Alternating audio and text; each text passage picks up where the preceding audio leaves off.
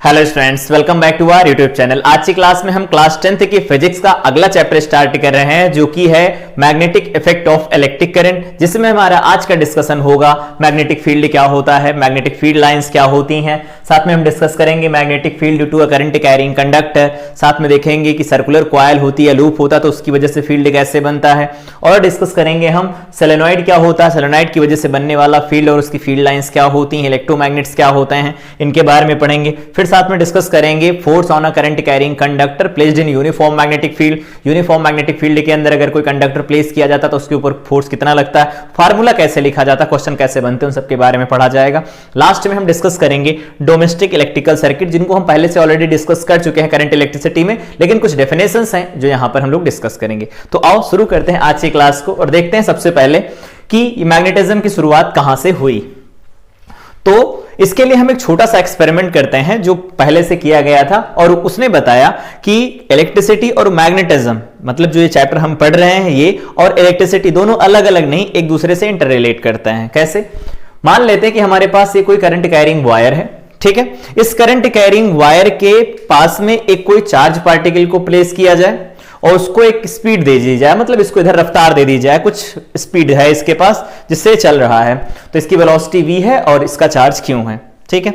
अब अगर मान लो इसकी चाल है कुछ, या इसकी कह सकते हैं स्पीड या वेलोसिटी कुछ है अगर, तो अगर ये चलता है तो क्या होता है, देखा गया कि अगर ये पॉजिटिव था तो टूवर्ड्स द वायर चला गया, और अगर नेगेटिव था तो अवे फ्रॉम द वायर चला गया। अब सोचो, ये कोई चार्ज पार्टिकल था, चार्ज पार्टिकल को स्ट्रेट लाइन में चलना चाहिए था, इस पर कोई फोर्स नहीं लगना चाहिए था, लेकिन पॉजिटिव था तो इधर चला गया, अगर नेगेटिव चार्ज था तो इधर चला गया। इसका मतलब है कि ये अपने स्ट्रेट लाइन पाथ से डेविएट हुआ, और स्ट्रेट लाइन पाथ से अगर डेविएट हुआ इसका मतलब ये इसके ऊपर फोर्स लगा। अब बात आती है, ये जो कंडक्टर है जिसमें करंट फ्लो कर रही है, क्या इसमें जो इलेक्ट्रॉन है उनके चार्जेस की वजह से फोर्स लगा है? तो आओ देखते हैं। तो अगर ये कोई कहता है कि यहां पर, जैसे हम लोगों ने पढ़ा था, लाइक चार्जेस रिपेल करते हैं, लाइक चार्जेस एक दूसरे को अट्रैक्ट करते हैं, तो क्या यहां इस कंडक्टर के अंदर जो इलेक्ट्रॉन है उसकी वजह से जो बनेगा इलेक्ट्रिक फोर्स वो इसको रिपेल कर रहा है या अट्रैक्ट कर रहा है? तो इसको आओ देखते हैं। मान लेते हैं कि हमारे पास यहां पर एक कोई ये कंडक्टर का पीस है, इसमें डीसी करंट की सप्लाई चल रही, इलेक्ट्रॉन लगातार इधर से इधर चल रहे हैं। ध्यान से देखो तो इधर से जितने इलेक्ट्रॉन पर सेकंड इस क्रॉस सेक्शन से एंटर कर रहे हैं, उतने इलेक्ट्रॉन इस क्रॉस सेक्शन से उतने ही टाइम में बाहर निकल जा रहे हैं। मतलब ओवरऑल कंडक्टर के अंदर ना ही प्रोटॉन का नंबर बढ़ा, ना इलेक्ट्रॉन का नंबर कम हुआ, या यूं बोलें ना इलेक्ट्रॉन बढ़े ना इलेक्ट्रॉन कम हुए। तो इलेक्ट्रॉन ना बढ़ेंगे ना कम होंगे, इसका मतलब करंट फ्लो के टाइम भी कंडक्टर इलेक्ट्रिकली न्यूट्रल रहेगा, और इलेक्ट्रिकली न्यूट्रल का मतलब चार्ज नहीं है उसके पास, और अगर चार्ज नहीं तो क्या इलेक्ट्रिक फोर्स लगेगा? नहीं लगेगा। तो अब कंक्लूड कर लेते हैं कि यहां पर जो डेविएशन हुआ चार्ज पार्टिकल का नियर करंट कैरिंग कंडक्टर, अगर उसको थ्रो किया गया तो ये डेविएशन जो हुआ वो मैग्नेटिक फोर्स की वजह से हुआ। और अगर इसकी रफ्तार को जीरो कर दिया जाए, मतलब इसको कोई रफ्तार ना दी जाए, सिर्फ प्लेस कर दिया जाए, तो इसके ऊपर कोई फोर्स काम नहीं करता। तो इससे कंक्लूड क्या किया गया? इससे कंक्लूड किया गया कि this force is due to current, current की वजह से फोर्स है, बट ये जो कंडक्टर है, हाँ कंडक्टर में करंट की वजह से है, but is not electric force, ये इलेक्ट्रिक फोर्स नहीं है, चार्जेस की वजह से बना फोर्स है, तो मूविंग चार्जेस की वजह से बना फोर्स है। बट ये कह सकते हैं स्टैटिक चार्ज या इलेक्ट्रिक फोर्स की वजह से लगने वाला फोर्स है, ये तो नहीं है। तो इस फोर्स को आगे नाम दिया गया, this force is called magnetic force. यहां से एक आइडिया लगा कि मैग्नेटिक फोर्स होता है। अब इससे रिलेटेड एक एक्सपेरिमेंट है जो ये प्रूफ करता है कि हाँ करंट कैरिंग कंडक्टर अपने अराउंड के रीजन में मैग्नेटिक फील्ड प्रोड्यूस करता है। वो एक्सपेरिमेंट क्या है? आओ देखो, यहां पर एक सेटअप है, यहां से जैसे ही स्विच को ऑन किया गया, यहां पर देखो मैग्नेटिक कंपास है, ये मैग्नेटिक कंपास डिफ्लेक्ट हो रहा है। तो ये वायर है ना, ये तो अगर ये वायर है और इसमें मैग्नेटिक कंपास डिफ्लेक्ट हो रहा है, इसका मतलब क्या है? मैग्नेटिक कंपास मतलब मैग्नेटिक मटेरियल, और मैग्नेटिक मटेरियल के ऊपर कोई फोर्स लगाएगा वो डिफ्लेक्ट होता है। तो पढ़ा होगा कि जो सेम पोल होते हैं वो रिपेल करते हैं, अपोजिट पोल जो होते हैं वो एक दूसरे को अट्रैक्ट करते हैं, ठीक है। तो यहां पर ये एक्सपेरिमेंट हो गया, और स्टेड ने एक्सपेरिमेंट परफॉर्म किया था। उन्होंने कहा था deflection in the compass needle takes place only when the switch is on. यहां जो स्विच लगा था वो अगर ऑन है तभी ये डिफ्लेक्शन आता है जो इसमें घूम रही है, अदरवाइज डिफ्लेक्शन नहीं आता, ठीक है। When you switch on the circuit current starts flowing through the conductor, this process This produces a magnetic field around it, leading to a deflection in the compass needle when it is brought near the conductor. वो conductor needle के पास अगर लेकर के आते हैं तो deflection आता है। इससे कंक्लूड क्या किया गया है? इससे कंक्लूड किया गया an electric current produces a magnetic field around it, the moving charge in the conducting wire is a source of magnetic field. मतलब अब वापस आइए यहां पर ये जो चल रहा था चार्ज पार्टिकल, इसकी वजह से जो इधर फोर्स लगा, इधर की तरफ फोर्स लगा, डिफ्लेक्शन आया। तो डिफ्लेक्शन जो आया उसमें पता ये चला कि जो यहां डिफ्लेक्शन आया वो मैग्नेटिक फोर्स की वजह आया, मतलब मैग्नेटिक फील्ड बना। और मैग्नेटिक फील्ड का जो सोर्स था इस कंडक्टर के अंदर मूव करने वाले चार्जेस थे। तो यहां पर लिख सकते हैं मूविंग चार्जेस जो होते हैं वो मैग्नेटिक फील्ड प्रोड्यूस करते हैं। ठीक है, याद रहना है चाहिए। अब इसके बाद आगे बात कर लेते हैं हम। ये तो हो गया, कंक्लूड क्या किया गया कि मूविंग चार्ज या फिर करंट कैरिंग कंडक्टर जो होता है अपने अराउंड में एक मैग्नेटिक फील्ड प्रोड्यूस करता है। ये था ऑरस्टेड एक्सपेरिमेंट का कंक्लूजन, इसे याद रखना। ठीक है, आगे आओ बात करते हैं मैग्नेटिक फील्ड क्या होता है। तो मैग्नेटिक फील्ड क्या है? The space around a magnet in which its effect can be experienced. Magnet अगर कोई है तो उसके अराउंड का वो रीजन जिसमें अगर कोई अदर मैग्नेट है या अदर कोई चार्ज पार्टिकल है वो फोर्स एक्सपीरियंस करता है, दैट मींस वो मैग्नेटिक फील्ड है region. Its force can be detected is called magnetic field. कह रहे हैं magnetic field is a vector quantity. Magnetic field जो होता है वेक्टर क्वांटिटी होता है। SI unit of magnetic field is tesla. The smaller unit of magnetic field is gauss. Gauss भी होती हैं। ठीक है, यहां पर देखो जैसे लाइक पोल है एक दूसरे को रिपेल कर रहे हैं, यहां पर लाइक पोल एक दूसरे को रिपेल कर रहे हैं, यहां पर अपोजिट पोल एक दूसरे को अट्रैक्ट कर रहे हैं। तो किसी भी मैग्नेट के चारों तरफ का वो रीजन जिसमें उस मैग्नेट का इफेक्ट एक्सपीरियंस किया जा सकता है, मतलब मैग्नेटिक फोर्स एक्सपीरियंस किया जा सकता है, उसको हम मैग्नेटिक फील्ड बोलेंगे। यहां पर आपको याद रखने वाली जो बातें हैं वो हम यहां पर अब लिख देते हैं। सबसे पहले आपको याद रखना है कि इसका नोटेशन क्या होता है। जो मैग्नेटिक फील्ड बनी है इस मैग्नेटिक फील्ड का नोटेशन क्या होता है? तो मैग्नेटिक फील्ड को बी से लिखा जाता है। ठीक है, और ये कैसी क्वांटिटी है? तो ये लिखा गया है वेक्टर क्वांटिटी है। वेक्टर क्वांटिटी है, आपने 9th में पढ़ा होगा स्केलर और वेक्टर क्वांटिटी, जिनमें डायरेक्शन और मैग्नीट्यूड दोनों होता है वो वेक्टर होती है, जिनमें केवल मैग्नीट्यूड होता है वो स्केलर होती है। तो बी से डिनोट किया जाता है। इसकी यूनिट कौन कौन सी होती हैं? तो यहां पर लिख देते हैं हम इसकी यूनिट। तो इसकी यूनिट लिख लेना। एक तो यूनिट होती है टेस्ला जो लिखा गया है, टेस्ला, जिसको कैपिटल टी से लिखा जाएगा। और कौन सी होते हैं? तो एक होता है न्यूटन पर एम्पियर मीटर। ठीक है, या फिर वेबर पर मीटर स्क्वायर। तो वेबर पर मीटर स्क्वायर भी होता है। ठीक है, ध्यान रखना इस बात का, वेबर पर मीटर स्क्वायर भी होता है। यहां पर देखो स्मॉलर यूनिट का मतलब गॉस। गॉस क्या है? इनका रिलेशन क्या होता है? तो 1 जो गॉस लिखा जाता है इज इक्वल टू 10⁻⁻4 टेस्ला लिखा जाता है। टेस्ला लिखा जाता है। तो 1 गाउस जो होता है वो 10⁻⁻4 टेस्ला होता है, या 1 tesla is equal to 10⁻4 gauss. उल्टा सीधा दोनों सही है। तो 1 टेस्ला की अगर बात करोगे तो 10⁻4 गाउस के बराबर होगा। गॉस के बराबर होगा। तो अगर आप सिंगल लेटर लिखते हैं तो कैपिटल टी लिख देंगे, कोई दिक्कत नहीं। तो जब भी कभी कोई यूनिट दी गई हो, टेस्ला में दी गई हो, न्यूटन पर एम्पियर मीटर में दी गई हो, या वेबर पर मीटर स्क्वायर में दे रखी हो, तो उन सब का मतलब है कि वो मैग्नेटिक फील्ड इंटेंसिटी की बात कर रहे हैं। ठीक, ये आपको याद रखना है। हटा देते हैं इसे, आगे और बात करते हैं। इसके आगे मैग्नेटिक फील्ड लाइंस क्या होती हैं? मतलब यहां पर ये देखो, ये जो मैग्नेट एक दूसरे को रिपेल कर रहे हैं, यहां पर एक दूसरे को अट्रैक्ट कर रहे हैं, same pole repel, opposite pole attract कर रहे हैं। तो ये अट्रैक्ट क्यों करते हैं, रिपेल क्यों होते हैं? या फिर अभी देखा कि कंडक्टर है, कंडक्टर के नियर अगर कोई चार्ज पार्टिकल मूव करता है तो उसके ऊपर फोर्स लगता है। ये होता क्यों है? इसके लिए एक अजम्पशन लिया गया। अजम्पशन क्या लिया गया कि जैसे कोई मूविंग चार्ज या फिर करंट कैरिंग कंडक्टर अपने चारों तरफ एक मैग्नेटिक फील्ड बनाता है, तो उस मैग्नेटिक फील्ड को हम बना कैसे सकते हैं, उसको कैसे ऑब्जर्व कर सकते हैं? तो मान लीजिए कि आपके पास कुछ पेपर्स दिए गए हैं। मान लीजिए कि आपके पास इस तरह से कुछ पेपर्स दिए गए हैं। ठीक है, इस पेपर के ऊपर आयरन फिलिंग्स आप डाल दीजिए।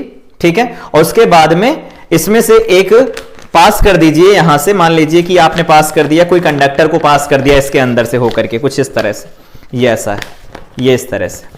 ठीक है, इसके ऊपर आपने आयरन फिलिंग्स डाल दिया, इससे कंडक्टर को पास कर दिया इस तरह से। उसके बाद इस कंडक्टर में करंट फ्लो करवाइए। तो जैसे ही आप करंट फ्लो करवाएंगे ना, तो इसके ऊपर जो आयरन फिलिंग्स आपने डाली है वो आयरन फिलिंग एक पैटर्न बनाती है। वो पैटर्न जो विजुअल पैटर्न होता है, उस पैटर्न को ही बोला जाता है कि इसके अलोंग मैग्नेटिक फील्ड फैला हुआ है किसी मैग्नेट के अराउंड, या फिर आप बोल सकते हैं किसी मूविंग चार्ज के अराउंड। तो क्या होती है मैग्नेटिक फील्ड लाइंस, उन्हीं के बारे में बात करनी है, या कह सकते हो मैग्नेटिक फील्ड जो होती है उसका जो ग्राफिकल रिप्रेजेंटेशन होता है उसको हम कहते हैं मैग्नेटिक फील्ड लाइंस। क्या होती है magnetic field lines? The imaginary lines representing magnetic field around the magnet are known as magnetic field lines। कह रहे हैं किसी भी मैग्नेट के अराउंड कैसा मैग्नेटिक फील्ड बनेगा उसको रिप्रेजेंट करने का जो तरीका होता है, ग्राफिकल रिप्रेजेंटेशन जो होता है, that is magnetic field lines. They are imaginary lines, मतलब इनका एक्चुअल में ये नहीं होती, इमेजिनरी लाइन होती हैं।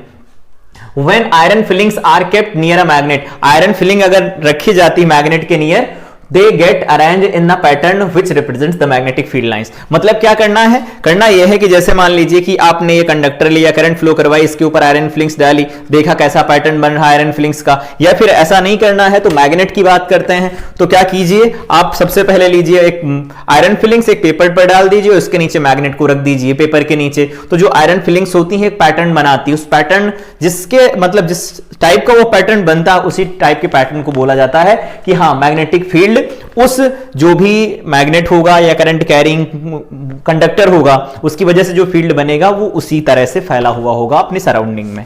ठीक है, उम्मीद करते हैं चीजें समझ आई होंगी। अब इसके बाद बात करें कि मैग्नेटिक फील्ड लाइंस को रिप्रेजेंट किया जाता है कुछ इस तरह से। देखो यहां पर नॉर्थ पोल, यहां पर साउथ पोल। जैसे ही पेपर के ऊपर आयरन फिलिंग्स डाला, पेपर के नीचे आपने मैग्नेट लगाया तो आयरन फिलिंग्स कुछ इस तरह से अरेंज हो जाती है। यहां पर ये जो डायरेक्शन है, ये जो डायरेक्शन है वो डायरेक्शन हमें बताती है कि अगर मान लीजिए कोई मैग्नेटिक कंपास है, देखो ये मैग्नेटिक कंपास चल रहा, तो मैग्नेटिक कंपास है तो मैग्नेटिक कंपास के नॉर्थ पोल के ऊपर जिस डायरेक्शन में फोर्स लगता है उस डायरेक्शन में हम मानते हैं कि मैग्नेटिक फील्ड लाइंस ट्रैवल करती हैं। फिर से रिपीट करते हैं, जो मैग्नेटिक कंपास चल रहा है ये मैग्नेटिक कंपास के नॉर्थ पोल का जो डिफ्लेक्शन होता है वो बताता है कि मैग्नेटिक फील्ड किस डायरेक्शन में है या उसके ऊपर लगने वाला मैग्नेटिक फोर्स किस डायरेक्शन में काम कर रहा है। ठीक है, तो मैग्नेटिक फील्ड लाइंस मैग्नेट की या बार मैग्नेट की कुछ इस तरह से होती हैं। नॉर्थ पोल से निकलती, साउथ पोल पर जाकर के एंटर करती हैं, बट टर्मिनेट नहीं होती। साउथ पोल से फिर मैग्नेट के अंदर चलती हैं, दोबारा से नॉर्थ पोल पर आ जाती हैं। इसका मतलब है कि एक पूरा का पूरा क्लोज लूप बनाती हैं मैग्नेटिक फील्ड लाइंस। देखो मैग्नेटिक फील्ड लाइंस जो हैं वो N और S दो पोल होते हैं, नॉर्थ पोल साउथ पोल, दोनों पोल के पास में डेंस हैं। इसका मतलब वहां पर मैग्नेटिक फील्ड स्ट्रांग है, लेकिन और दूर चले जाओ सराउंडिंग में और कहीं पॉइंट पर चले जाओ तो वहां पर मैग्नेटिक फील्ड कम है। इसका मतलब मैग्नेटिक फील्ड लाइन की डेंसिटी, कितनी मैग्नेटिक फील्ड लाइन है, वो डिसाइड करेगी कि वहां पर कितना मैग्नेटिक फील्ड है। तो पोल पर सबसे ज्यादा मैग्नेटिक फील्ड होता है, अदर जो पोजीशन होती है वहां पर कम मैग्नेटिक फील्ड होता है। ठीक है, और इसके बारे में कुछ और points. The line are drawn along the direction in which magnetic, ठीक है, ये देखो इसमें क्या है, वो जो यहां पर अभी लिखा ना, ये जो पॉइंट लिखा हम लोगों ने कि ये जो फोर्स लग रहा है वो अलॉन्ग लगता है मैग्नेटिक कंपास के नॉर्थ पोल की डायरेक्शन में, या नॉर्थ पोल जिधर डिफ्लेक्ट करता है उस डायरेक्शन में फोर्स मानते हैं। तो क्या है, the lines are drawn along the direction in which magnetic north pole of the magnetic compass needle would move under the influence of magnetic field produced by a bar magnet। Bar magnet की वजह से जो field बनता है वो किस तरह से बनता है, नॉर्थ से साउथ पोल की तरफ तो बनता है, बट वो डायरेक्शन वो होती है जिस डायरेक्शन में अगर किसी मैग्नेटिक कंपास को मूव करवाया जाए तो उसी डायरेक्शन में जो नॉर्थ पोल होता है मैग्नेटिक कंपास का वो डिफ्लेक्ट करता है, तो that direction is magnetic field. ठीक है, मैग्नेटिक फील्ड की डायरेक्शन होगी। कह रहे हैं it is taken by convention, by convention की बात की जा रही, it is taken by convention that the field line emerge from north pole, north pole से चलती हैं, and merge at south pole, north pole से चलती साउथ पोल पर एंटर करती। ये रहा फिगर, यहां से मैग्नेटिक फील्ड लाइंस निकलती हैं, निकलने के बाद यहां पर साउथ पोल पर एंटर करती हैं, साउथ पोल पर एंटर करने के बाद दोबारा नॉर्थ पोल तक जाती हैं। पोल पर सबसे ज्यादा मैग्नेटिक फील्ड होता है, अदर लोकेशन होती हैं या सराउंडिंग में जो अदर पॉइंट होते हैं वहां पर फील्ड की वैल्यू कम होती है। ठीक, next is magnetic field lines की प्रॉपर्टीज। तो सबसे पहली प्रॉपर्टी पढ़ो, ये इंपॉर्टेंट है इस बार। They originate from north pole of the magnet and ends at south pole, south pole पर एंड होती है बट वो टर्मिनेट नहीं होती, बाई कन्वेंशन लिखा है। साउथ पोल से निकलती हैं नॉर्थ पोल में जाती हैं, लेकिन अगर कहो नॉर्थ पोल पर ही खत्म, मतलब नॉर्थ से निकली साउथ पर खत्म हो गई, नहीं, साउथ से भी एंटर करती हैं और नॉर्थ तक जाती है। मतलब कि सराउंडिंग में जो मैग्नेटिक फील्ड की डायरेक्शन है चलने की वो नॉर्थ से साउथ है, लेकिन मैग्नेट के अंदर साउथ से नॉर्थ की तरफ चलती हैं, तभी तो पूरा क्लोज लूप बनता है। तो next is these lines are closed and continuous curve. Close होता है मतलब पूरा का पूरा बंद कर्व बनाती हैं, और कंटिन्यूअस होता है लगातार होता है, ऐसा नहीं टूट टूट के चलती हैं। ठीक है, they are crowded near the pole, जहां पर पोल होता है वहां पर ये बहुत ज्यादा होती हैं। Where the magnetic field is strong, जहां मैग्नेटिक फील्ड स्ट्रांग होता है। And separated far from the poles where the magnetic field is weak, जहां पर मैग्नेटिक फील्ड कम होता है वहां ये दूर दूर होती, जहां पर मैग्नेटिक फील्ड पास पास होता है ज्यादा होता है वहां पर ये पास पास होती हैं। लास्ट पॉइंट क्या है, field lines never intersect with each other, if they do that would mean that there are two direction. अभी हम बताते हैं क्या मतलब है इसका, इधर फिगर ले आते हैं, अब सुनना ध्यान से।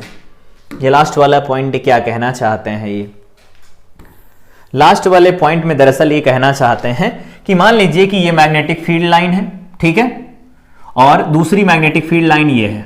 मैग्नेटिक फील्ड लाइंस की अगर हम एग्जैक्ट डिफिनेशन बोलें तो क्या हो सकती है, मैग्नेटिक फील्ड लाइंस वो इमेजिनरी लाइन होती हैं जिनके किसी पॉइंट पर, मैग्नेटिक फील्ड लाइंस अगर ये हैं, इसके अलावा अगर मैग्नेटिक फील्ड है तो मैग्नेटिक फील्ड लाइंस वो इमेजिनरी लाइन होती है जिनके किसी पॉइंट पर ड्रॉ की गई टेंजेंट, ये जो टेंजेंट ड्रॉ की जाती है, टेंजेंट ये बताती है कि मैग्नेटिक फील्ड किस डायरेक्शन में है। ये है मैग्नेटिक फील्ड लाइंस, इनको लिखना चाहो तो लिख लो magnetic field lines, magnetic field lines. तो अगर कोई मैग्नेटिक फील्ड लाइंस दी गई है तो उसके ऊपर आप पॉइंट रखिए, उस पॉइंट पर एक टेंजेंट बना दीजिए, वो टेंजेंट की डायरेक्शन बताएगी कि मैग्नेटिक फील्ड किस डायरेक्शन में है, ठीक है। तो ये तो डेफिनेशन हो गई। अब ये सोचो कि एक मैग्नेटिक फील्ड लाइंस के ऊपर पॉइंट रखोगे तो एक ही डायरेक्शन आएगी, लेकिन दो मैग्नेटिक फील्ड लाइंस अगर एक दूसरे को काट दें तो उस केस में क्या होगा, इस इंटरसेक्शन पॉइंट पर इस वाले की टेंजेंट जो बनेगी वो ये वाली बनेगी, और दूसरी बात देखना, इस वाले की जो टेंजेंट बनेगी दूसरे वाले की वो इस डायरेक्शन में बन जाएगी।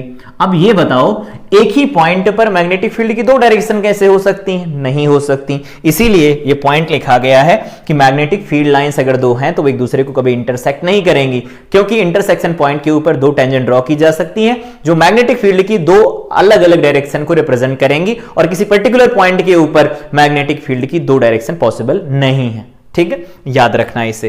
तो देखो यहां नॉर्थ से निकलती साउथ पर एंटर करती, साउथ से फिर नॉर्थ की तरफ जाती हैं। यहां पर देखो जब ये दोनों पास पास होते हैं, देखो इनकी डेंसिटी ज्यादा है, मतलब नॉर्थ और साउथ पास पास में, तो नॉर्थ से निकलकर साउथ में चली गई। नॉर्थ साउथ और साउथ अगर एक दूसरे के आमने सामने आ गए तो ऐसा नहीं कि एक दूसरे को कट करेंगी, वो एक दूसरे को रिपेल करेंगी और दूर जाने की कोशिश करेंगी। तो देखो यहां पर सेम पोल का और यहां पर अपोजिट पोल का और वहां पर डाइपोल के लिए मैग्नेटिक फील्ड लाइंस का पैटर्न बनाया गया, ठीक।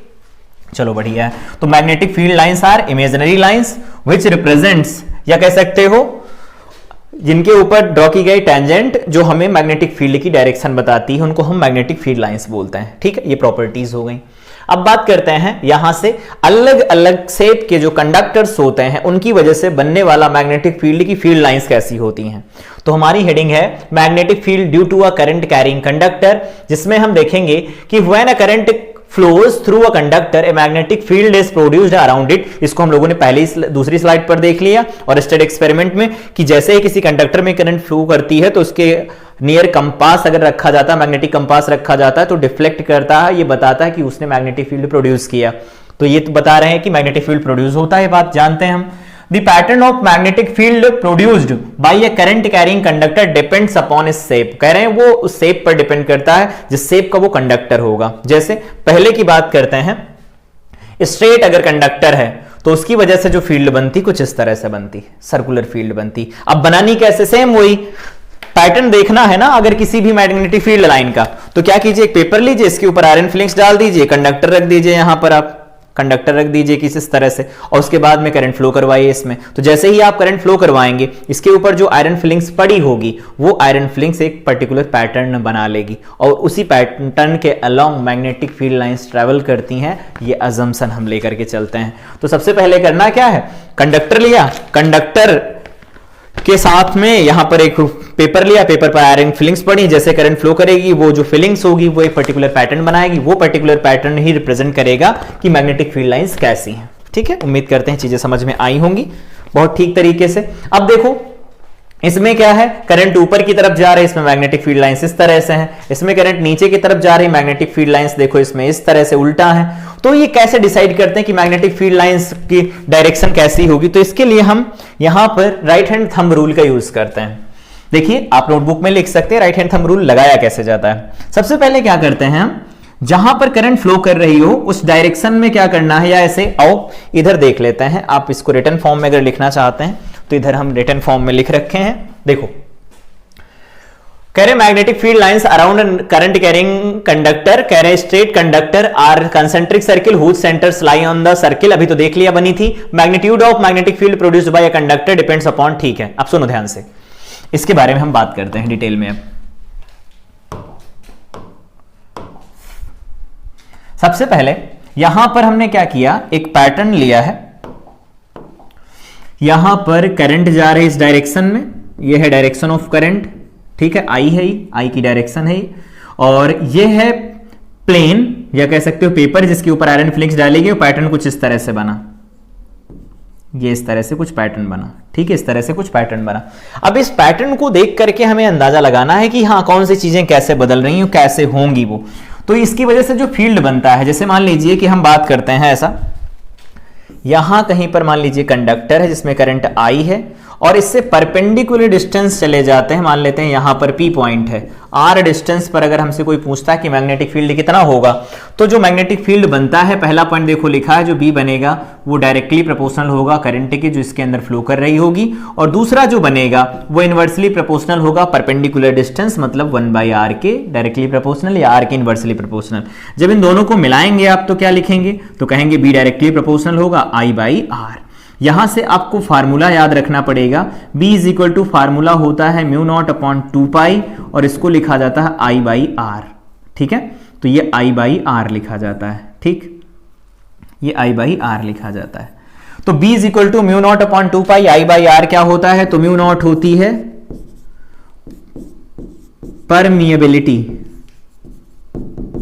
परमिएबिलिटी ऑफ फ्री स्पेस, जिसकी वैल्यू लिखी जाती है, वो भी लिख लो 4π × 10⁻⁻7 SI सिस्टम में लिखी जाती है वैल्यू। अब यहां से बात आती है कि μ0 की वैल्यू इतनी है, तो यहां से देखिए हमें क्या चाहिए, μ0/2π। तो हम जानते हैं μ0 की वैल्यू क्या है, 4π × 10⁻⁷, और डिवाइडेड बाई में 2π बनेगा, तो ये वैल्यू कितनी आएगी, 2 × 10⁻⁷। तो अगर कोई पूछता है कि स्ट्रेट करंट कैरिंग कंडक्टर की वजह से जो फील्ड बनता है वो क्या होता है, तो कहोगे 2 × 10⁻⁷, और यहां पर हो जाएगा I डिवाइडेड बाई में बन जाएगा R। ये होता है field due to straight current carrying conductor. Long straight current conductor अगर है, करंट दे रखी, डिस्टेंस दे रखी, तो फील्ड का फार्मूला ये लगाएंगे आप, ठीक। अब ये जो रूल है वो कैसे लगता है, कैसे काम करता है, वो इंपॉर्टेंट है। तो वो इंपॉर्टेंट है तो करना क्या है, राइट हैंड रूल क्या कहता है, जैसे मान लीजिए कि ये कंडक्टर है, कंडक्टर में जो इधर टिप है इस साइड में करंट फ्लो कर रही है नीचे से ऊपर की तरफ, तो आपको क्या करना है, इसको पकड़ना अपने हाथों में पकड़ लिया इसको इस तरह से, हाथों में पकड़ना इस तरह से कि जो थंब हो वो पॉइंट करे इन द डायरेक्शन ऑफ करंट। ये करंट की डायरेक्शन अगर ऊपर की तरफ है तो ये थंब जो है वो पॉइंट करना चाहिए करंट की डायरेक्शन में।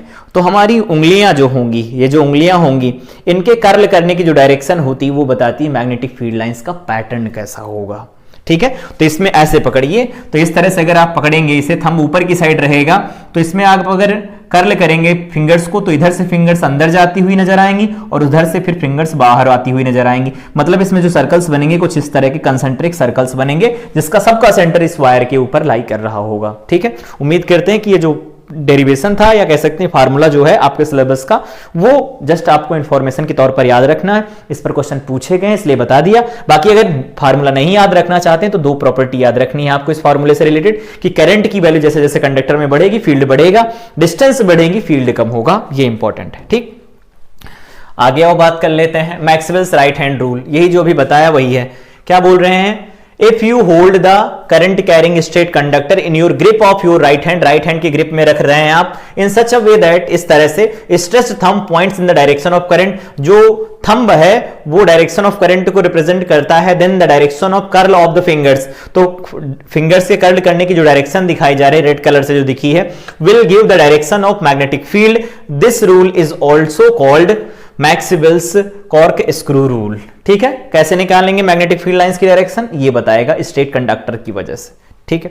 आगे आओ, next is magnetic field due to a current carrying circular loop. कैसे, आओ बात करते हैं।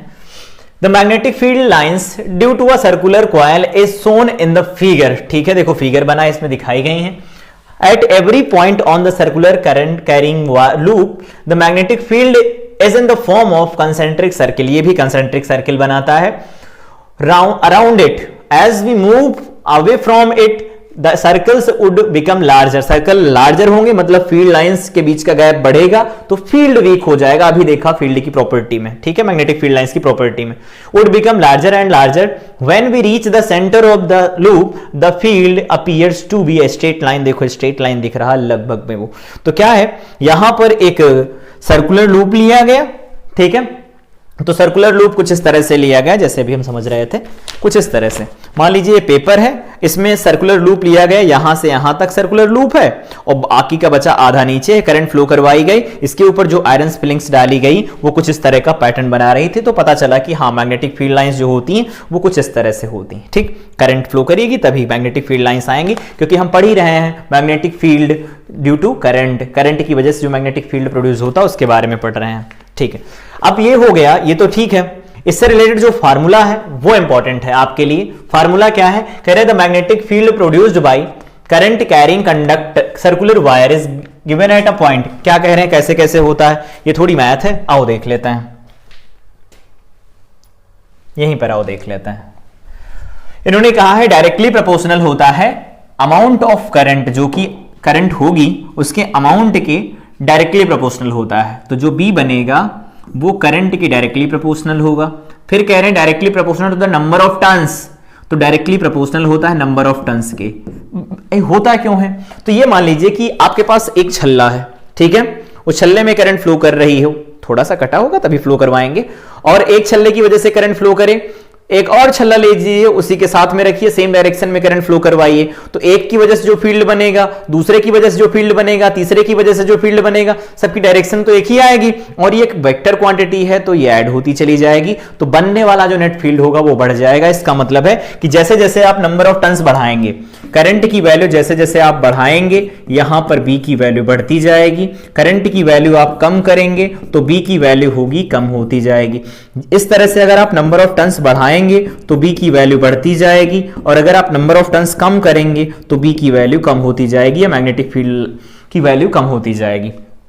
लेकिन इससे रिलेटेड जो फार्मूला है वो फार्मूला क्या कहता है, फार्मूला कहता है जो बी बनेगा एट सेंटर ऑफ लूप, जो भी, जैसे मान लीजिए कि यहां पर ये लूप है, इसमें करंट इस तरह से फ्लो कर रही है, ये इसका सेंटर O है और इसकी रेडियस कितनी है, स्मॉल r है, तो इसके सेंटर पर जो फील्ड बनेगा वो कैसा होगा, तो उसका फार्मूला लिखा जाता है mu naught I divided by में 2r। म्यू नॉट की वैल्यू क्या होती है तो जानते हैं, अभी लिखा 4 पाई इंटू 10⁻⁷, यहां पर हो जाएगा I डिवाइडेड बाई में 2r। ये हमारे पास रिजल्ट आ जाएगा बी एट सेंटर का, ठीक है। अब यहां पर बात आती है कि हम अब डायरेक्शन कैसे बता सकते हैं कि किधर से किधर की तरफ होगा, तो बिल्कुल सिंपल है। वैसे ही कंडक्टर है, कंडक्टर को पकड़ो, या फिर ऐसे समझ लेते हैं, राइट हैंड थंब रूल इस तरह से भी लगा सकते हैं। मान लीजिए करंट की डायरेक्शन में अगर हमारी राइट, लिख लेना आप नोटबुक में, राइट हैंड फिंगर को कर्ल करें हम किस डायरेक्शन में, करंट की direction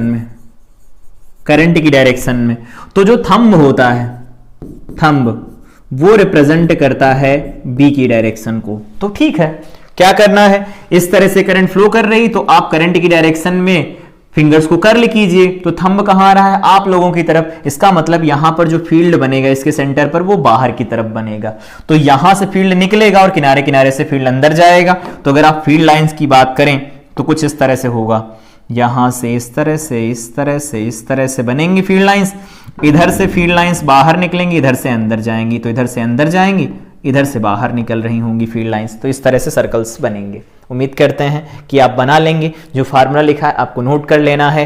right hand thumb rule जो बताता है, कहता है कि if we curl our finger in the direction of current then thumb represents the direction of magnetic field. ठीक है, लिख लेना। हटा देते हैं इसको, लिखते जाना वीडियो को पॉज करके। नेक्स्ट है हमारे पास magnetic field due to a current through circular loop. इसमें यहां पर देखो लिखा है field lines around a circular loop करेंगे सोलेनॉइड। सोलेनॉइड के बारे में बात करते हैं। चलो सोलेनॉइड क्या होती है यहां पर सही कर लेना, इसे सोलेनॉइड कर लेना। चलो इसको हटाओ यहां से, सोलेनॉइड कर लेना इसे। यहां पर हम लिख देते हैं, इसको हटा के यहां पर सोलेनॉइड लिख लेना, सोलेनॉइड। सोलेनॉइड, ये सोलेनॉइड आखिर होती क्या है? होता मतलब कुछ खास नहीं।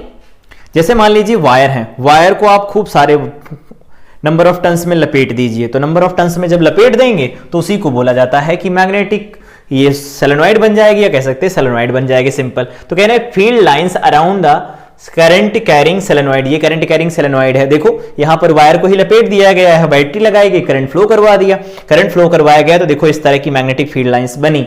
और इस तरह की मैग्नेटिक फील्ड लाइंस कब बनती हैं? इस तरह की मैग्नेटिक फील्ड लाइंस तब बनती हैं जब बार मैग्नेट होता है। अभी देखा ना, बार मैग्नेटिक फील्ड लाइंस नॉर्थ से निकलती, साउथ पे एंटर करती, फिर नॉर्थ पर जाती, क्लोज लूप बनाती, वैसा ही तो बन रहा। इसका मतलब है एक सोलेनॉइड जो होगी वो बार मैग्नेट की तरह काम कर सकती है। तो magnetic field lines around a current carrying solenoid are similar to a produced by a bar magnet. This means that a current carrying solenoid behaves as if it has north pole and south pole. The field lines inside the solenoid are parallel to each other. इसके अंदर जो field lines होती हैं इसके अंदर वो एक दूसरे के parallel होती हैं। Thus the strength of magnetic field is same at all points inside the solenoid. solenoid के अंदर हर एक पॉइंट पर जो मैग्नेटिक फील्ड बनता है वो सेम बनता है। इसको इस तरह से आओ समझ लेते हैं कि मान लीजिए कि आपके पास एक ये कोई कार्डबोर्ड है, इस कार्डबोर्ड के ऊपर आपने मान लीजिए कई सारे वायर लपेट दिए, मतलब वायर के कई सारे टर्न्स लपेट दिए, कई सारे फेरे हैं इसके अंदर, ये इस तरह से, ठीक है। इसमें करंट आपने फ्लो करवाई आई और इधर करंट आ रही है वापस से आई, ठीक। अब सुनना ध्यान से, इंपॉर्टेंट चीज क्या है, इधर से करंट तो जाएगी, ठीक है, इधर से करंट जाएगी जाएगी जाएगी, करंट जाएगी जाएगी और वापस से चली जाएगी नीचे की तरफ। अब इसमें यह बताना रहता है कि सोलेनॉइड में कौन सा एंड नॉर्थ पोल बनेगा, कौन सा साउथ पोल बनेगा। तो बहुत आराम से सुनना, दिक्कत नहीं होगी कभी भी पहचानने में। सबसे पहले जिस किनारे या जिस एंड को आप देख रहे हो उस पर खड़े होकर के देखिए कि सामने करंट की डायरेक्शन किधर है। तो इस वाले में अगर आप इधर से खड़े होकर के देखेंगे, मान लीजिए आपको हम यहां खड़ा कर देते हैं, ऐसे आप खड़े हैं यहां और आपसे कहा जाता है इधर देखो, तो आप देखेंगे तो इसमें क्या देखेंगे, करंट की डायरेक्शन किधर है। तो आप कहेंगे कि इस तरह से वायर पहले इधर से गया, फिर इधर से लिपट के, फिर इधर से, फिर इधर से, फिर इधर से चलता गया। तो वायर गया इधर से, फिर लिपट के ऊपर इधर गया। तो ये डायरेक्शन जो लपेटने की है वो किस डायरेक्शन की बात कर रहे हैं? बिल्कुल सही, एंटी क्लॉकवाइज डायरेक्शन। तो अगर ये एंटी क्लॉकवाइज डायरेक्शन होगी, एंटी क्लॉकवाइज डायरेक्शन, इससे पूछा गया तो इसने बताया एंटी क्लॉकवाइज डायरेक्शन। तो जिधर एंटी क्लॉकवाइज डायरेक्शन हो उधर आप नॉर्थ बना देंगे, जो दूसरा बचेगा वो साउथ बन जाएगा। वैसे साउथ से अगर आप देखेंगे तो ये क्लॉकवाइज डायरेक्शन में शो करेगी करंट की वैल्यू। तो जैसे ही आप इधर से खड़े होकर के देखेंगे, इसमें देखेंगे करंट नीचे से चढ़ी, ऊपर से आई, फिर नीचे चली गई। तो ये करंट जो है वो क्लॉकवाइज डायरेक्शन में, घड़ी की डायरेक्शन में चल रही है। तो घड़ी की डायरेक्शन में चलेगी तो इधर एस बनेगा और इधर एन बनेगा, और एस और एन बनेंगे तो इसका मतलब यहां पर फील्ड लाइंस भी बनेंगी। तो यहां से यहां की तरफ फील्ड लाइंस बनेंगी कुछ इस तरह से, कुछ इस तरह से फील्ड लाइंस बनेंगी, जैसे कि बार मैग्नेट में होता है। तो इधर से चलेंगी और उधर वाले में एंटर करेंगी। तो उम्मीद करते हैं कि जो फार्मूला है वो आपको समझ में आया होगा बहुत बेहतर तरीके से। इसका फार्मूला आपके सिलेबस का पार्ट नहीं है, नहीं तो बताते जरूर। आप क्लास 12th में आएंगे तो जरूर इसका फार्मूला वहां पर लिखा जाएगा, साथ में प्रूफ भी करवाया जाता है, ठीक है। तो ये हो गया सोलेनॉइड, ठीक। अब आगे बात कर लेते हैं हम इलेक्ट्रोमैग्नेट क्या होते हैं। तो इलेक्ट्रोमैग्नेट होते क्या हैं? जैसे मान लीजिए कि आपके पास यहां पर कोई आयरन नेल्स है, आयरन का एक कील है, सॉफ्ट आयरन का कील है। उस कील के ऊपर आपने बहुत सारे नंबर ऑफ टन्स वायर लपेट दिया और उस वायर को बैटरी के साथ कनेक्ट कर दिया, करंट फ्लो करवाना शुरू किया। अब बात यह है कि यहां पर जो ये वायर हैं, वायर में करंट फ्लो करेगी, तो हम लोगों ने अभी पढ़ा, इतनी देर से पढ़ ही रहे हैं कि मैग्नेटिक फील्ड बनेगा। वो मैग्नेटिक फील्ड इस मैग्नेटिक मटेरियल के रखने की वजह से इनहैंस हो जाता है। मतलब क्या है? जैसे मान लीजिए कोई मैग्नेटिक मटेरियल है, मैग्नेटिक मटेरियल ऐसे मटेरियल होते हैं, लिख लेना, जो इन the direction of magnetic field बहुत ही स्ट्रांगली मैग्नेटाइज होते हैं। फिर से रिपीट करते हैं, इलेक्ट्रोमैग्नेट जो बनाया जाता है उसमें जो मटेरियल यूज किया जाता है, मैग्नेटिक मटेरियल, बेसिकली वो फेरोमैग्नेटिक मटेरियल होते हैं और वो ऐसे मटेरियल होते हैं जिनको एक्सटर्नल मैग्नेटिक फील्ड में रखने पर मैग्नेटिक फील्ड की डायरेक्शन में स्ट्रांगली मैग्नेटाइज हो जाते हैं, मतलब वो एक बार मैग्नेट के जैसा बिहेव करने लगते हैं। तो यहां पर एक आयरन नेल है, मान लेते हैं सॉफ्ट आयरन नेल है, इसमें वायर कई सारे लपेट दिए गए, उसके बाद इसको कनेक्ट कर दिया गया बैटरी के साथ, करंट फ्लो करेगी तो इसमें फील्ड बनेगा, वो फील्ड इस आयरन नेल को मैग्नेटाइज कर देता है, जिसकी वजह से जो यहां पर फील्ड बनेगा वो कई 100 गुना बढ़ जाएगा। और कई 100 गुना अगर बढ़ जाएगा, 100 टाइम्स बढ़ गया, इसका मतलब हम इसको एज अ मैग्नेट काम में ले सकते हैं, जहां पर हमें टेम्परेरी मैग्नेटिज्म चाहिए होता है। जैसे कि मान लीजिए कि मैग्नेट हमें बनाना है, लेकिन हम उसका मैग्नेटिज्म तब तक रखें जब तक उसे यूज कर रहे हो, जब यूज करना बंद करें उसका मैग्नेटिज्म खत्म हो जाए, तो ऐसे मैग्नेट टेम्परेरी मैग्नेट होते हैं, वो करंट की वजह से बनाए जाते हैं। तो इसमें जब तक करंट फ्लो करेगी तब तक इसका मैग्नेटिज्म रहेगा या इसके अंदर मैग्नेटिक फील्ड रहेगा, जैसे करंट की वैल्यू आप बंद करेंगे इसके अंदर का मैग्नेटिज्म या मैग्नेटिक फील्ड खत्म हो जाएगा। इसका मतलब है कि हम इसकी वजह से मैग्नेट बना सकते हैं, या कह सकते हो आर्टिफिशियल मैग्नेट बनाए जाते हैं। तो क्या है, देखो इलेक्ट्रोमैग्नेट जो होते हैं वो कहां कहां यूज किए जाते हैं, इलेक्ट्रिक बेल्स के अंदर यूज किए जाते हैं, इलेक्ट्रिक मोटर्स, टेलीफोन डायफ्राम्स में यूज करते हैं, लाउड स्पीकर में भी आपने देखा होगा। तो ये यूजेस हो गए। बनाना बहुत ही सिंपल है, जैसे सोलेनॉइड है, सोलेनॉइड क्या होती, कार्डबोर्ड या क्ले जो सॉइल होती है उसके ऊपर हम नंबर ऑफ टन्स लपेट देते हैं कॉपर वायर के और फिर उसमें करंट फ्लो करवाते, सोलेनॉइड बन गई। करना क्या है, वो कॉपर के वायर तो लपेटे जाएं, कॉपर के वायर जहां लपेटे जाएं उसके बीच में मान लीजिए कोई एक मैग्नेटिक मटेरियल इंसर्ट कर दिया जाए, तो उसका जो मैग्नेटिज्म पहले बना था उससे कई 100 टाइम्स बढ़ जाता है और उसको हम एज अ मैग्नेट काम में ले सकते हैं। और यहां पर जो करंट की वजह से मैग्नेट बनते हैं इनको इलेक्ट्रोमैग्नेट कहा जाता है। उम्मीद करते हैं कि याद रहेगा, यहां पर नोट्स हैं, आप देख लेना, ठीक है। Next is force on a current carrying conductor. आपके सिलेबस का इकलौता फार्मूला है जो है इस बार, इसी के ऊपर क्वेश्चन पूछे जाएंगे 100%, ठीक है। तो सबसे पहले बात करते हैं कि फोर्स क्या होता है, कैसे लगता है। तो when a current carrying conductor is place, जब किसी करंट कैरिंग कंडक्टर को मैग्नेटिक फील्ड में प्लेस किया जाता है, इट एक्सपीरियंसेस अ फोर्स, ये फोर्स एक्सपीरियंस करता है, except when it is placed parallel to the magnetic field. अगर मैग्नेटिक फील्ड के पैरेलल रखा गया होगा तब कोई फोर्स एक्सपीरियंस नहीं करेगा, उसके अलावा आप किसी भी एंगल पर रखेंगे तो ये फोर्स एक्सपीरियंस करेगा। बेसिकली 90 डिग्री पर ये सबसे ज्यादा एक्सपीरियंस करता है। अभी फार्मूला देखेंगे तो पता चलेगा। कह रहे हैं the force acting on a current carrying conductor, current carrying conductor के ऊपर जो फोर्स लगता है in the magnetic field is due to interaction between magnetic field produced by the current, जो करंट प्रोड्यूस होता है कंडक्टर में, करंट जो होती है उसकी वजह से उसके, और एक्सटर्नल मैग्नेटिक फील्ड के बीच में इंटरैक्शन की वजह से होता है, in which the conductor is placed, जिसमें कंडक्टर को प्लेस किया गया। बेसिकली होता है क्या है, जब कंडक्टर को प्लेस किया जाता है जिसमें करंट फ्लो कर रही होती है मैग्नेटिक फील्ड के अंदर, तो करंट फ्लो किसकी वजह से करती है, ऑब्वियस सी बात है, फ्री इलेक्ट्रॉन्स की वजह से। तो इलेक्ट्रॉन जब मूव करते हैं, तो पहला एक्सपेरिमेंट आज की क्लास का देखा, किसी भी कंडक्टर के नियर अगर कोई चार्ज पार्टिकल मूव करता है या किसी मैग्नेटिक फील्ड में अगर कोई चार्ज पार्टिकल मूव करता है तो वो डिफ्लेक्ट होता है, उसके ऊपर फोर्स लगता है। तो बताइए कि जैसे कंडक्टर के अंदर इलेक्ट्रॉन मूव कर रहे होंगे, उस कंडक्टर को ही मैग्नेटिक फील्ड में रख दिया गया है, तो क्या वो फोर्स एक्सपीरियंस नहीं करेंगे, इलेक्ट्रॉन करेंगे। और वो इलेक्ट्रॉन बाहर तो आ नहीं सकते मटेरियल से, तो वो जितना फोर्स होता है वो मटेरियल को ट्रांसफर हो जाता है उस वायर के, और हम ये देख पाते हैं कि जो नेट फोर्स लग रहा है उस वायर पर लग रहा है। तो हम ये कह पाते हैं कि करंट कैरिंग अगर कंडक्टर है उसको मैग्नेटिक फील्ड में रखा जाता है तो वो फोर्स एक्सपीरियंस करता है। मान लेते हैं कि यहां पर ये मैग्नेटिक फील्ड बना है राइट साइड में, और एक कंडक्टर जिसमें आई करंट बह रही है, एल लेंथ है, थीटा एंगल पर इसे प्लेस किया गया है मैग्नेटिक फील्ड के साथ। तो अगर थीटा एंगल पर प्लेस किया जाएगा तो इस पर लगने वाला जो फोर्स का फार्मूला होता है वो होता है आई बी एल साइन थीटा। आई होती करंट, बी होता है मैग्नेटिक फील्ड जिसमें इसे रखा जाता है, एल होती है length of the conductor, sine theta में थीटा जो होता है वो होता है करंट जिस डायरेक्शन में फ्लो कर रही हो और मैग्नेटिक फील्ड के बीच का एंगल होता है, ठीक है। यह कंडक्टर और मैग्नेटिक फील्ड के बीच का एंगल होता है। तो यहां से आप थीटा की वैल्यू 0 रखिए, तो कंडक्टर इस तरह से ना होकर के ऐसे हो जाएगा 0 करोगे तो इस तरह अगर होगा तो इनके ऊपर कोई फोर्स नहीं लगेगा, ठीक है। लेकिन जैसे कोई और एंगल होगा तो उस केस में फोर्स लगेगा। और साइन थीटा की मैक्सिमम वैल्यू आपने मैथ में पढ़ रखी होगी 1 होती, तो जब साइन थीटा की वैल्यू 1 होगी मतलब थीटा की वैल्यू 90 होगी तो कंडक्टर कुछ इस तरह से रहेगा, और कंडक्टर अगर इस तरह से रहेगा तो इसके ऊपर फोर्स जो लगेगा वो मैक्सिमम होगा। थीटा की वैल्यू 90 पर फोर्स मैक्सिमम होता है, ठीक है। अब ये फोर्स जो लगेगा इसकी डायरेक्शन कैसे पता करेंगे, तो इसके लिए है फ्लेमिंग्स लेफ्ट हैंड रूल। इसको हम यहां पर डायरेक्ट बताएंगे क्या होता है।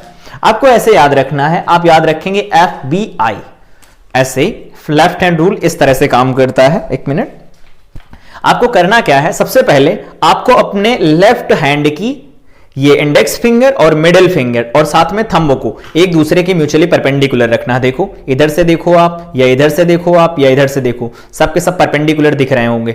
तो यहां पर ये देखो थंब इसके परपेंडिकुलर है, यहां पर देखेंगे तो थंब देखो इसके परपेंडिकुलर है, यहां पर देखेंगे तो थंब देखो इसके भी परपेंडिकुलर है। इसका मतलब तीनों एक दूसरे के म्यूचुअली परपेंडिकुलर है।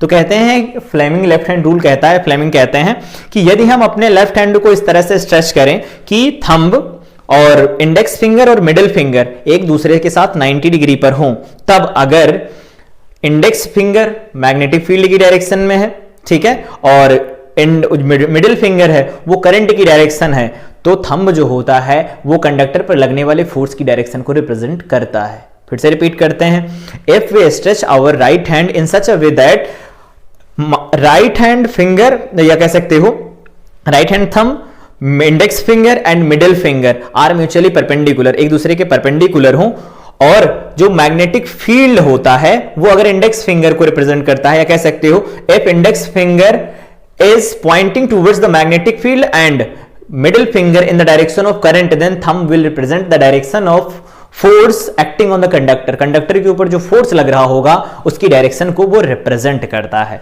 तो यही है, देखो ये F है, ये B है, I है, 90-90 के एंगल है, तो अगर ये B की डायरेक्शन में है index finger, middle finger I की डायरेक्शन में है, तो F की डायरेक्शन ये बताएगा थंब, ठीक।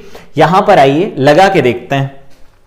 यहां पर अगर हम कहें कि बताइए इसके ऊपर फोर्स किस डायरेक्शन में लगेगा, तो कहोगे अभी रूल पढ़ा, वो लगा देते हैं। B कहां है, तो कहेंगे B आप राइट साइड में है।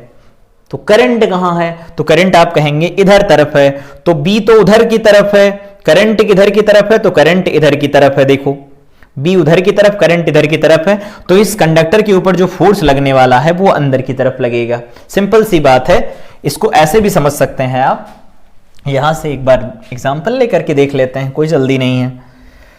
मान लीजिए कि हम बात करते हैं, यहां पर फील्ड इस तरह से है, ये मैग्नेटिक फील्ड लाइंस हैं, ये मैग्नेटिक फील्ड बन गया, कंडक्टर इस तरह से प्लेस किया गया, इस तरह से कंडक्टर प्लेस किया गया, इसमें करंट मान लेते हैं ऊपर की तरफ और इसकी लेंथ है L है। तो आपको अगर इसके ऊपर फोर्स देखना है कि किधर की तरफ लग रहा होगा, तो आप कहेंगे B की डायरेक्शन में हम करेंगे अपना इंडेक्स फिंगर, तो B की तरफ कर दिया इंडेक्स फिंगर, और करंट होनी चाहिए इंडेक्स फिंगर की तरफ, मिडिल फिंगर की तरफ, तो वो कर दिया। तो थंब कहां जा रहा है, देखो तो थंब अंदर की तरफ जा रहा है, तो इसके ऊपर जो फोर्स लगेगा वो इनटू द प्लेन लगेगा, इनटू द प्लेन, प्लेन के अंदर की तरफ फोर्स लग रहा होगा ये। तो बहुत सिंपल है, आप डायरेक्शन बता सकते हैं, कोई नया इशू नहीं है, ठीक है। अभी और क्वेश्चन करेंगे तो देखेंगे कि कैसे डायरेक्शन निकाली जाती है। इसके बाद बात कर लेते हैं, लेफ्ट हैंड रूल हो ही गया। अब बात कर लेते हैं house hold distribution of current. इसके बारे में वैसे भी हम लोगों ने बात कर ली है, अगर आपने करंट इलेक्ट्रिसिटी की क्लास देखी है तो इसके बारे में पूरा डिटेल हमने बता दिया है, लेकिन फिर भी एक बार रिकैप ले लेते हैं फटाफट, क्योंकि कुछ चीजें हैं इससे रिलेटेड जो हमें आज पढ़नी है, तो अगर ये पता होगा तो चीजें बहुत आसान हो जाएंगी। तो सबसे पहले हम यहां पर बात करते हैं कि यहां पर मान लीजिए कि ये पोल लगा है, जो आपके घर के बाहर पोल लगा होता है, ठीक है, ये पोल लगा हुआ है, पोल से दो वायर आए हैं, ठीक है, पोल से दो वायर आए हैं, एक वायर ये है, एक वायर ये है। यहां से आया है एक लाइव वायर जो इसमें कनेक्ट हो गया, और इधर से आया है एक न्यूट्रल वायर जो इसमें कनेक्ट हो गया, ठीक है। उसके बाद में आपने इसे क्या किया, आगे सप्लाई भेज दी। जहां पर जो लाइव वायर होता है इसको हम फेज वायर भी बोलते हैं, लिखते रहना साथ साथ में, अगर पहले से लिख रखा है इलेक्ट्रिसिटी में तो लिखने की कोई जरूरत नहीं, बस सुन लेना है। यहां पर ये फेज वायर है, फेज वायर या फिर लाइव वायर के सीरीज में फ्यूज को ऐड किया जाता है। फ्यूज भी हम लोगों ने पढ़ा था, सेफ्टी डिवाइस होती, आज भी हम इसके बारे में देखेंगे थोड़ा बहुत, कि सेफ्टी डिवाइस होती है, टिन और लेड की एलॉय होती है, और इसका मेल्टिंग पॉइंट होता है वो 200 के करीब होता है। मतलब जैसे इसमें जितनी करंट चाहिए उससे करंट ज्यादा अगर बहती है उस केस में क्या होगा, ये मेल्ट हो जाता है, सर्किट को ब्रेक कर देता है और बहुत ज्यादा नुकसान होने से बच जाता है, या जो हमारे इलेक्ट्रिकल अप्लायंसेज होते हैं वो खराब होने से बच जाते हैं, ठीक। तो तो इसको सीरीज में कनेक्ट किया जाता है, फेज वायर के सीरीज में मेन फ्यूज को कनेक्ट किया जाता है और ये न्यूट्रल वायर होता है। ये दोनों वायर आते हैं हमारे मीटर के अंदर, घर पे आपके मीटर लगा होगा जिसमें कुछ रीडिंग शो होती, kWh में चलती रहती, किलोवाट आवर, इसके बारे में हम लोगों ने इलेक्ट्रिसिटी में पढ़ा। तो kWh चलता रहता है, इलेक्ट्रिसिटी मीटर हो गया। अब इलेक्ट्रिसिटी मीटर के अंदर यहां पर एक कनेक्शन दिया जाता है जो होता है अर्थ या फिर ग्राउंड कनेक्शन, ग्राउंड, अर्थ या फिर ग्राउंड कनेक्शन, अर्थ या फिर ग्राउंड कनेक्शन कुछ इस तरह से कर दिया गया, इसको यहां से कनेक्ट किया गया और यहां से आउटपुट दे दिया गया। तो उसके बाद में फिर से एक मेन स्विच लगाया गया, मतलब ये स्विच अगर ऑन नहीं होंगे तो उस केस में क्या होगा, आगे सप्लाई नहीं जा रही होगी। तो ये मेन स्विच लगा है, तो यहां पर लाइव में एक लगा है, एक न्यूट्रल में लगा है, तो इसको मान लो ऑन कर दिया गया। तो मेन स्विच का काम ये होता है कि इस घर के अंदर सप्लाई को डिस्ट्रीब्यूट करवाना। अब क्या हुआ, जो ये अर्थ वायर था, अर्थ वायर का एक कनेक्शन हमने स्विच के अंदर डाल दिया, ठीक है, और यहां से दोनों वायर निकले। तो एक वायर है जो यहां पर लाइव वायर है या कह सकते हैं आप फेज वायर है, और यहां पर ये जो है वो न्यूट्रल वायर है, न्यूट्रल वायर है जिसके ऊपर लिखा गया न्यूट्रल वायर। यहां से दो वायर चलते हैं, लेकिन आपने घर में देखा होगा कुछ इस तरह के प्लग होते हैं, कुछ इस तरह के प्लग होते हैं। यहां पर एक बड़ा सा होल होता है, यहां पर दो छोटे छोटे होल होते हैं, कुछ इस तरह के। इस तरह के सॉकेट में जो ये होता है, ये होता है ग्राउंड का कनेक्शन, ग्राउंड का कनेक्शन, या आप कह सकते हैं ये अर्थ होता है, अर्थड वायर होता है। और यहां पर ये जो होता है लेफ्ट में वो होता है न्यूट्रल, और ये बताया था, याद होगा अगर आपको, तो ये होता है फेज या फिर लाइव, फेज या फिर लाइव वायर होता है। तो जब तीन सॉकेट वाला कनेक्शन किया जाता है तो उसमें ध्यान रखना है फेज और न्यूट्रल को बदलना नहीं। फेज का कनेक्शन हमेशा राइट साइड में होगा, न्यूट्रल का लेफ्ट में होगा, ग्राउंड का कनेक्शन ऊपर रखा जाता है, ठीक। यहां पर देखो तीन तीन सॉकेट लगे हैं। अब जो भी कुछ आप चलाना चाहें आप इन सॉकेट के अंदर कनेक्ट कीजिए और यूज कर लीजिए। जैसे आपको फ्रिज लगाना है, अपना फोन चार्ज करना है, फोन चार्ज करने के लिए तो सिंगल दो ही वाला चल जाता है, लेकिन मान लीजिए आपको लैपटॉप या फिर कंप्यूटर के साथ काम करना है तो ये सॉकेट यूज किए जाते हैं। वॉशिंग मशीन चलानी है तो भी 3 फेज के, मतलब 3 सॉकेट कनेक्शन यूज किया जाता है, क्योंकि उसमें अर्थिंग वायर होती है कि गलती से कहीं भी अगर कोई भी करंट आ जाता है उसके बॉडी के ऊपर, कोई भी इलेक्ट्रिकल अप्लायंस उसकी बॉडी के ऊपर, और उसको हम टच करते हैं तो हमें नुकसान पहुंच सकता है। तो इसके लिए क्या किया जाता है, अर्थिंग करवाई जाती है, इसीलिए अर्थ यूज किया जाता है। तो ये अर्थ वायर हो गया, ये न्यूट्रल वायर हो गया, ठीक। इसके बारे में पहले भी बता चुके हैं बहुत सारी बातें, वैसे ज्यादा डिटेल में बताना यहां जरूरी नहीं है। अगर आप देखना चाहते हैं तो पिछले जाकर के देख सकते हैं इलेक्ट्रिसिटी में। अब बात कर लेते हैं faults and safety measures in domestic electrical circuit. जो भी पढ़ रहे थे उससे रिलेटेड कुछ पॉइंट्स जो आज हमें पढ़ने हैं। पहला पॉइंट क्या है, अर्थ वायर। क्या होता है अर्थ वायर, तो अभी देखा, avoid risk of electrical shock, झटका लगने से हमें बचाता है। The metal body of electrical appliances is earth, जो भी मेटल बॉडीज होती हैं इलेक्ट्रिकल अप्लायंसेस की उनको अर्थ कर दिया जाता है कि अगर आप उनको छुएं तो आपको शॉक ना लगे, क्योंकि अर्थ का जो पोटेंशियल होता है वो 0 होता है और 0 पोटेंशियल पर हमें कोई शॉक नहीं लगता। By means of metal wire called earth wire, ठीक है, ग्रीन कलर का होता है, इस बात का ध्यान रखना आप, ठीक। One end of the metal wire is buried in the earth, earth के अंदर इसे गाड़ दिया जाता है। Earthing saves us from electrical shocks, electrical shock से हमें ये बचाता है, बस इतना काम है इसका, ठीक है। एक और टर्म होता है जिसको हम फ्यूज अभी देखा मेन स्विच में लगा था। सेफ्टी डिवाइस होती है, टिन और लेड की एलॉय होती है, इसका मेल्टिंग पॉइंट जो होता है कम होता है, अप्रॉक्स 200 डिग्री सेल्सियस से करीब होता है। It is used to prevent the possible damage caused by overloading और short circuiting.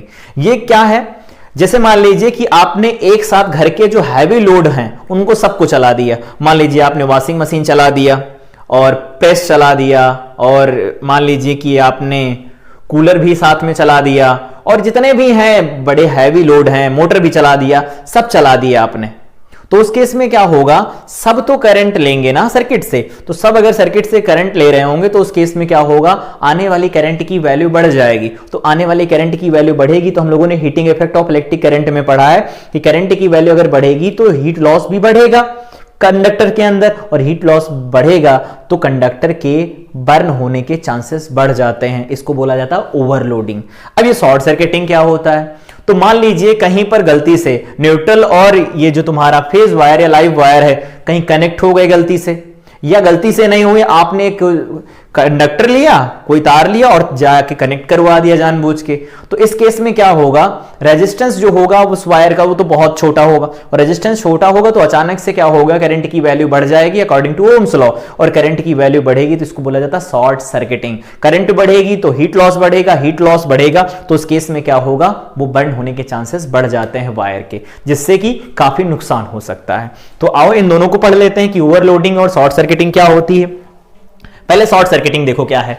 If the live wire and neutral wire come in contact either directly और वाया कंडक्टिंग वायर, कह रहे हैं कि लाइव वायर या और न्यूट्रल वायर दोनों एक दूसरे के साथ में कॉन्टैक्ट में आ जाए, डायरेक्ट या फिर किसी वायर के थ्रू, तो उसको हम शॉर्ट सर्किटिंग कहेंगे। In this case the resistance of the circuit is almost zero, जिसका रेजिस्टेंस ऑलमोस्ट जीरो होता है, which results in the flow of large current, जिसकी वजह से लार्ज करंट बहती है। This heats up the wire, जो वायर को बहुत ज्यादा गर्म कर देता है, dangerously and may lead to fire, जिसकी वजह से आग भी लग सकती है। ठीक है। ओवरलोडिंग क्या होती है, if many electrical appliances of high power rating, जो हाई पावर रेटिंग के हैं उनको अगर आप एक साथ स्विच ऑन कर देते हैं at the same time, they draw large current, जिसकी वजह से वो ज्यादा करंट ड्रॉ करते हैं from the circuit, this is called overloading, इसको ओवरलोडिंग बोला जाता है। The large amount of current flowing through the wire excessively heats up the wire and may lead to fire, कह रहे हैं कि जैसे जैसे यहां पर करंट की वैल्यू बढ़ती जाएगी वो बहुत ज्यादा हीट प्रोड्यूस करेगा, जिससे कि चांसेस बढ़ जाते हैं कि वहां पर आग भी लग सकती है। ठीक है। तो इस सेफ्टी के पर्पज से ये इंपॉर्टेंट है, आपको याद रखना है। अब कुछ क्वेश्चन है उनको और फटाफट कर लेते हैं। पहला क्वेश्चन दिया गया है, अब बात करते हैं क्वेश्चंस की। पहला क्वेश्चन दिया गया है, an electron of mass 9.1 into 10 to the power minus 31 and charge 1.6 into 10 to the power minus 19 coulomb is moving with, आगे पढ़ो, is moving with velocity this parallel to x axis, समझो, enters into magnetic field of 0.3 Tesla parallel to z axis। तो मान लीजिए कि हम आपसे कहते हैं कि हमारे पास ये x axis है और इसको मान लेते हैं ये z axis है और इसको मान लेते हैं y है जो अंदर से बाहर की तरफ आ रहा है। मानने में क्या जाता है, xyz कोई भी मान लो म्यूचुअली परपेंडिकुलर होने चाहिए। अब इन्होंने कहा क्या है, इन्होंने कहा है कि जो चार्ज है वो मूव कर रहा है, ठीक है, parallel to the x axis, तो x एक्सिस के पैरेलल ये कंडक्टर मूव कर रहा है जिसका चार्ज q है, मास m है, चार्ज और मास दोनों दिए गए हैं। और इन्होंने कहा है इसकी स्पीड जो दे रखी है वो कितनी है, 3 × 10⁻⁶ मीटर पर सेकेंड, इतने से ही मूव कर रहा है। ठीक है।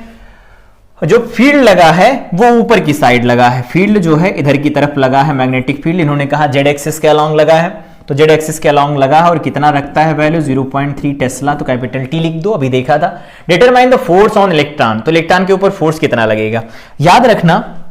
वैसे ही फार्मूला इस बार तो नहीं है पर क्वेश्चन पूछा गया है तो देख लेते हैं कैसे लगता है। मान लीजिए कि हमारे पास यहां कहीं पर फील्ड दिया गया है बी, एक चार्ज को इधर फेंका जाता है v स्पीड से और ये एंगल थीटा बनाता है। यहां पर थीटा क्या है, डायरेक्शन ऑफ मोशन और मैग्नेटिक फील्ड के बीच का एंगल।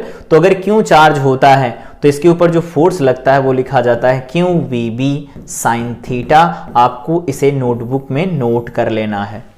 अब मान लीजिए कि आपसे कहा जाता है इस क्वेश्चन को लगाओ, तो कहोगे आप चार्ज, तो चार्ज है इलेक्ट्रॉन का 1.6 इंटू 10⁻⁻19 कितने से चल रहा है, तो आप कहेंगे 3 × 10⁻6 से चल रहा है। मैग्नेटिक फील्ड कितना लगा है, तो 0.3 टेस्ला लगा है। इन्होंने कहा क्या है, इन्होंने कहा है कि ऐसा ठीक है, मैग्नेटिक फील्ड के देखो परपेंडिकुलर चल रहा ना, V और B के बीच का एंगल कितना है, 90 डिग्री का एंगल है, तो यहां पर साइन 90 रख देंगे। अब आप जानते हैं साइन 90 की वैल्यू होती 1, तो ये तो हो गया 1। इन सबको कैलकुलेट कर लो तो कितना आ जाएगा, ये आ जाएगा 16 3 48 और ये बन जाएगा यहां पर -13 इंटू में 0.3। ठीक है, ये कितना बन जाएगा 4 8 3 24, 2 बचेगा 12 और ये 4 बन जाएगा। पॉइंट कहां लगेगा, यहां लगेगा, इनटू में क्या बन जाएगा -13 न्यूटन। इतना फोर्स लगेगा। एक बार क्रॉस चेक कर लेते हैं फटाफट, कितना आएगा 16 1.6 इंटू में 3 इंटू में 0.3 1.44 और ये बन गया। ठीक है, इतना न्यूटन फोर्स लगेगा। अब उन्होंने कहा है कि एक्सेलरेशन बताओ, तो Newton second law of motion लगा दोगे, आपने 9th में पढ़ा होगा, F is equal to ma होता है, तो A इज इक्वल टू में F बाई m आ जाएगा। F की वैल्यू आ गई 1.44 इंटू में 10 to the power -13 divided by में m, तो 9.1 इंटू 10 टू द पावर -31। इसको डिवाइड कर देते हैं, देखो कितना आता है, आप डिवाइड कर लेंगे। 1.44 डिवाइडेड बाई में क्या बन जाएगा 9.1, ये वैल्यू आ जाएगी एक्सेलरेशन की 0.158 इंटू में यहां पर बन जाएगा 31 माइनस 13, ये 18 बन जाएगा। इसको आप सही करेंगे तो बन जाएगा, ये इसको पॉइंट इधर बढ़ाओ, 1.58 इंटू में ये बन जाएगा 10 टू द पावर 17 मीटर पर सेकेंड स्क्वायर, एक्सेलरेशन की ये यूनिट हो गई। आगे क्या है, आगे कह रहे हैं डायरेक्शन ऑफ फोर्स, किस डायरेक्शन में फोर्स लग रहा होगा ये बताओ। तो डायरेक्शन ऑफ फोर्स बताना बहुत इजी है, आप करना क्या चाहिए, तो जैसे आपने अभी पढ़ा Fleming's left hand rule, same वैसे ही ये भी काम करता है। ये क्या करता है, ये कहता है कि अगर हम B की डायरेक्शन में करें, देखो V ये बाहर की तरफ फोर्स देखो कैसे आएगा। आपको करना क्या है, यहां पर V की डायरेक्शन में अपना देखिए, मान लीजिए कि आपका ये हैंड है, हैंड की जो फिंगर है, ऑल फिंगर्स वो किस डायरेक्शन में हो, वो V की डायरेक्शन में हो, ठीक है। और उसके बाद आप क्या कर दीजिए, उनको कर्ल कीजिए, किस डायरेक्शन में जाए वो, तो वो B की डायरेक्शन में जाए। तो उस समय पर जो थंब होगा आपका, थंब वो बताएगा कि किस डायरेक्शन में फोर्स लग रहा होगा।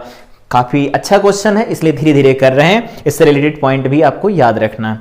तो क्या करना है, आप सबसे पहले V की डायरेक्शन में अपना हाथ करिए, ठीक है, V की डायरेक्शन में अपना हाथ किया। अब आपको मोड़ना है B की तरफ, तो ऐसे मोड़ेंगे तो अंदर चला जाएगा, तो ऐसे करिए आप हाथ और इसको मोड़िए, B की तरफ ले जाइए। तो B की तरफ अगर आप ले जाएंगे तो उस केस में क्या होगा, थंब आपकी तरफ आएगा, बाहर की तरफ, बोर्ड से बाहर की तरफ। तो इसका मतलब है कि Z X ये हो गए, तो Y आपकी तरफ आ रहा होगा, तो जो फोर्स लग रहा होगा तो आप बोल सकते हैं फोर्स होगा अलोंग Y। तो Y डायरेक्शन के अलोंग फोर्स काम कर रहा होगा, इस तरह से आप बताएंगे। उम्मीद करते हैं ये क्वेश्चन बहुत अच्छे से समझ में आया होगा। आप इसको स्क्रीनशॉट लेना चाहें ले सकते हैं, अदरवाइज यहां पर आप सॉल्व कर लेंगे। अगले क्वेश्चन की तरफ बढ़ते हैं। अगला क्वेश्चन है, how much current should be passed, कितनी करंट पास करनी चाहिए through 1 metre long wire, 1 metre लंबे वायर में। तो अब यहां से लिखते भी जाना, जो दिया गया वो लिख दो फटाफट, कोई दिक्कत नहीं है। सबसे पहले इन्होंने लेंथ दे रखी 1 मीटर लिख दिया, सो दैट अ फोर्स, देखो फोर्स भी लग रहा है, तो फोर्स लग रहा है 2.4 न्यूटन का, में act upon it when placed perpendicular होगा तो थीटा की वैल्यू 90 होगी, और थीटा की वैल्यू 90 तो साइन 90 किसके बराबर हो जाएगा, 1 के बराबर होगा, ठीक है। तो इन्होंने कहा है फील्ड दिया गया है, फील्ड है 1.2 टेस्ला, देखो यहां पर दे रखा है। तो बस फार्मूला लगाओ, F इज इक्वल टू में IBL साइन 90 या साइन थीटा।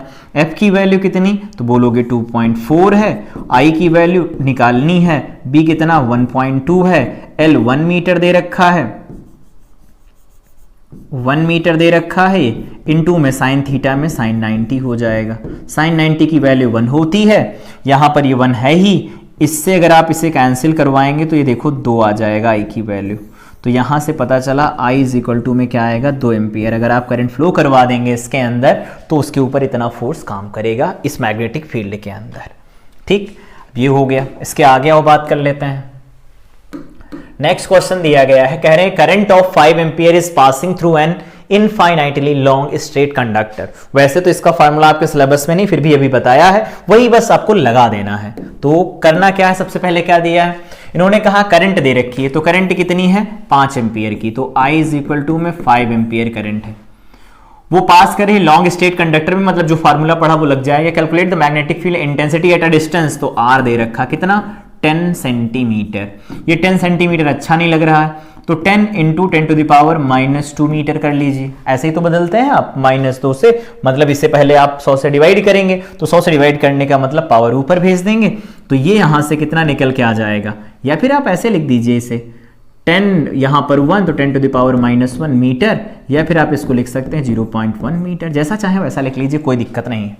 अब हमें फार्मूला लगाना है, तो b का फार्मूला अभी पढ़ा, b इज इक्वल टू होता है 2 इंटू 10 टू द पावर -7 और इनटू में यहां होता है करंट डिवाइडेड बाई में परपेंडिकुलर डिस्टेंस।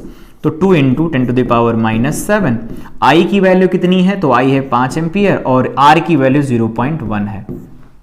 तो होगा क्या, होगा ये देखो 5 और 2 हो जाएंगे 10, यहां पर हो जाएगा -7 और यहां पर जैसे ही पॉइंट हटाएंगे आप यहां पर 0 बढ़ाएगा तो यहां पर हो जाएगा 100 और ये हो जाएगा -7। अब अगर 2 पावर कम कर दी जाएंगी तो ये क्या हो जाएगा, -5 हो जाएगा और ये क्या है, तो टेस्ला है। तो बी की वैल्यू आपसे ये इतनी निकल आएगी, कोई दिक्कत नहीं होगी। अब इसके बाद आओ लिखते रहना, ठीक है, हम हटाते जा रहे हैं। अगला है, कह रहे current of 10 ampere is passed through, कह रहे हैं through at 2 metre long wire conductor placed in a magnetic field of 2, ठीक है।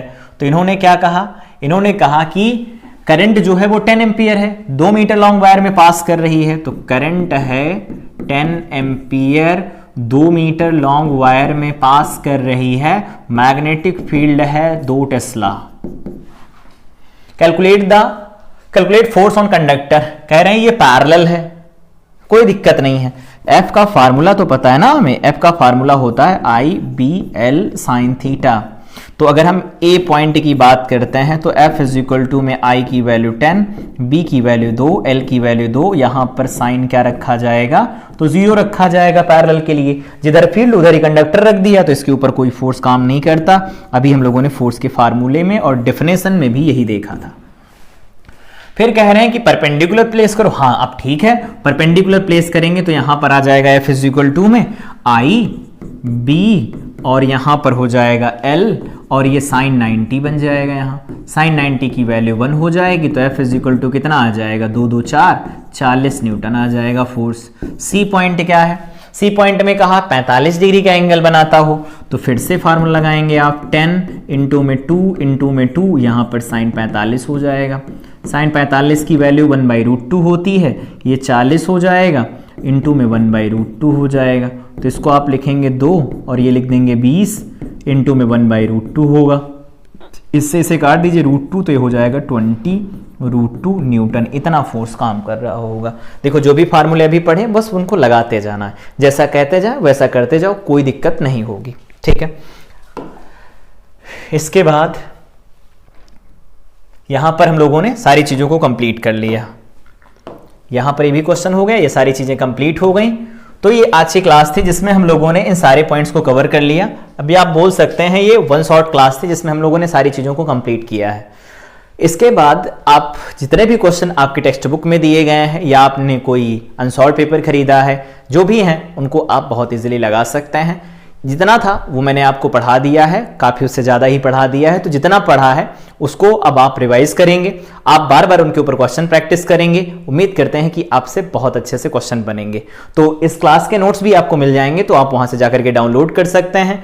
तो अपने तैयारी को बेहतर बनाइए, क्वेश्चन प्रैक्टिस करते रहिए इसके ऊपर। इससे पहले लाइट हम लोगों ने कंप्लीट कर लिया है, साथ में हम लोगों ने इलेक्ट्रिसिटी कंप्लीट किया है, कई क्लास हुई हैं उनको विधिवत वे में कंप्लीट किया है, क्वेश्चन प्रैक्टिस भी अलग अलग से किया है। तो अब पूरी फिजिक्स को आप एक बार रिवाइज करें और उसके बाद क्वेश्चन प्रैक्टिस कर सकते हैं। मिलते हैं अगले लेक्चर के साथ। Till then I wish you all the best.